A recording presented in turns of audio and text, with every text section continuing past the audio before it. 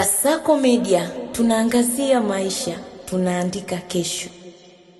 Okay, sasa moja kati ya issue ambayo imekuwa ni kubwa ile kinoma noma ambayo imetrendi kutoka kitaa hiki pa social media ni kuhusiana nzima ya moto mkubwa ambao uliwaka kitaa kile pale cha tarehe 21 mwaka 2026 katika eneo ambalo lilikuwa linaitwa Var huko kusini mwa nchi ya Ufaransa. Na unaambiwa kwamba moto huo umeweza kusababisha taharuki baada ya kuweza kusambaa kwa kasi katika maeneo ambayo yanazunguka eneo hilo ambalo linakwenda kwa jina la Var pamoja na eneo la milima la eneo hilo. Moto huo ulioteketeza takribani hekta 1700 za ardhi ndani ya muda wa saa chache tu, huku upepo na ukavu wa mazingira vikitajwa kuwa miongoni mwa sababu zilizosaidia moto huo kusambaa kwa kasi. Kutokana na ukubwa wa moto huo, takribani watu 400 walilazimika kuondoka katika makazi yao kwa ajili ya usalama, huku mamlaka zikichukua hatua za haraka kuwahamisha wakazi waliokuwa kwenye maeneo hatarishi. Katika jitihada za kudhibiti moto huo, zaidi ya zimamoto 1000 walitumika kuweza kupambana na janga hilo. Pia ndege maalumu za kuzima moto kwa kumwaga maji kutoka angani, water bombing aircraft, zilitumika kusaidia kupunguza kasi ya kuenea kwa moto. Eneo la Var ambalo lina misitu mingi na maeneo ya utalii limekuwa miongoni mwa maeneo yanayokumbwa na hatari ya moto wa misitu, haswa wakati wa majira ya joto kali. Mamlaka za Ufaransa zinaendelea kufuatilia hali hiyo na kutoa tahadhari kwa wananchi kuhusu taarifa za moto zaidi, huku vikosi vya uokoaji vikiendelea na kazi ya kuzima maeneo yaliyobaki na kuhakikisha usalama wa watu na mali zao. Moto huo umetokea wakati ambao baadhi ya maeneo ya Ulaya yamekuwa yakikabiliwa na ongezeko la matukio ya moto wa misitu katika kipindi cha majira ya joto, hali iliyohusishwa na mabadiliko ya tabia nchi, ongezeko la joto na vipindi virefu vya ukame.